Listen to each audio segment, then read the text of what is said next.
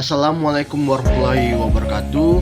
Perkenalkan, nama saya Fajar Ridwan dengan NIM 23021310040. Hari ini saya akan menjelaskan tentang komunikasi adalah bagian penting dalam kehidupan sehari-hari, termasuk dalam dunia kerja, pemerintah, pendidikan, dan organisasi masyarakat.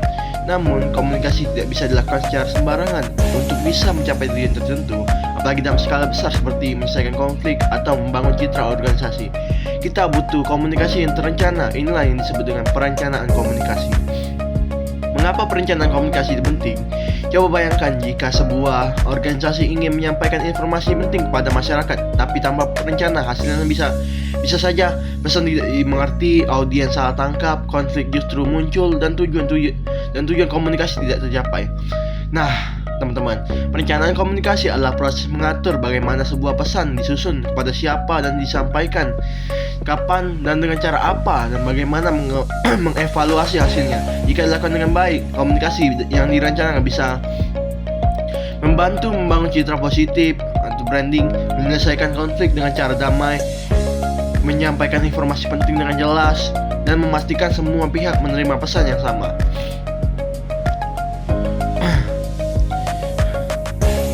Sejarah dan latar belakang kebijakan komunikasi. Pada tahun 1970-an, dunia mengalami ketidakseimbangan informasi. Negara-negara maju punya akses informasi dan teknologi komunikasi yang sangat besar, sedangkan negara berkembang sering tertinggal. Akibatnya muncul ketimpangan dalam penyebaran informasi. Melihat hal ini, UNESCO, lembaga internasional yang menangani pendidikan, ilmu pengetahuan dan budaya, menyarankan agar semua negara memiliki kebijakan komunikasi yang jelas.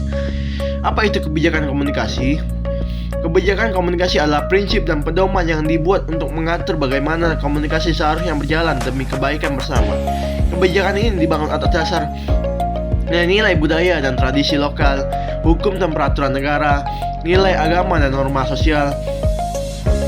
Tujuannya yang jelas, agar semua orang bisa memperoleh informasi yang adil dan benar dan bermanfaat. Tujuan yang dibuat kebijakan komunikasi ialah kenapa perlu kebijakan komunikasi? Karena tanpa itu, penyampaian informasi bisa menjadi liar, tidak terkendali, bahkan berpotensi merugikan masyarakat. Maka kebijakan komunikasi punya beberapa tujuan penting, yaitu mengatur dan mengoptimalkan pengguna media komunikasi seperti televisi, radio, internet, dan media sosial. Yang kedua ialah membangun kesejahteraan masyarakat dengan komunikasi yang sehat, transparan, dan edukatif. Yang ketiga ialah mencegah konflik, karena informasi yang tidak merata atau salah bisa memicu kesalahpahaman dan ketegangan sosial. Komponen-komponen dalam perencanaan komunikasi ialah perencanaan komunikasi terdiri dari dua bagian besar, yaitu infrastruktur hardware atau hardware. Ini mencakup alat atau sarana komunikasi seperti komputer, kamera, koneksi internet, gedung penyiaran, dan lain-lain. Program atau isi komunikasi, yaitu software. Ini adalah isi pesan, cara penyampaian, siapa yang menyampaikan, dan siapa yang dituju, dan bagaimana strateginya. Dan ada dua pendekatan dalam merancang rencana komunikasi, yaitu pendekatan rasional menyeluruh. Semua hal dirancang secara detail dari awal hingga akhir. Yang kedua, yang pendekatan terpilih atau parsial, fokus pada bagian-bagian yang paling penting dan realistis untuk dilaksanakan. Langkah-langkah dalam perencanaan komunikasi ialah agar perencanaan komunikasi berjalan dengan baik. Ada beberapa langkah yang perlu dilakukan secara sistematis, yaitu pertama, menentukan tujuan komunikasi. Misalnya, ingin menyosialisasikan program pemerintah tentang kesehatan. Kedua, menganalisis konteks dan memahami siapa target audiensnya.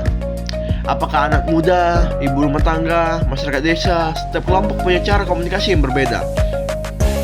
Menyusun pesan utama yang jelas dan relevan. Pesan harus sesuai dengan kebutuhan audiens dan tidak bertele-tele. Yang keempat, ya, memilih media dan taktik penyampaian yang efektif. Bisa melalui media sosial, TV, radio, seminar, atau langsung ke masyarakat. Yang kelima ialah menentukan waktu yang tepat untuk publikasi. Waktu penyampaian bisa mempengaruhi efektivitas pesan.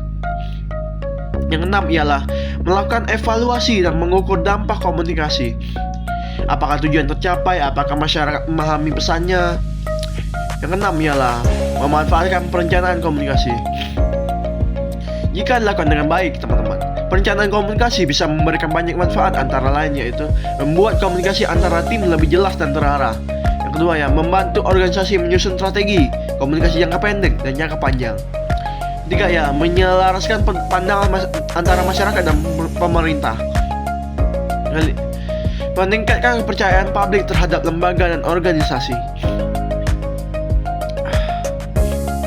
Ciri atau indikator perencanaan komunikasi yang baik adalah suatu perencanaan komunikasi bisa dikatakan baik jika memenuhi indikator berikut, yaitu tujuan jelas, terukur, dan masuk akal. Strategi dan rencana kerja tersusun rapi dan realistis. Ada sistem evaluasi yang digunakan secara berskala. Memiliki perkiraan dampak dari program komunikasi tersebut. Ada strategi antisipasi masalah jika ada hambatan tengah jalan.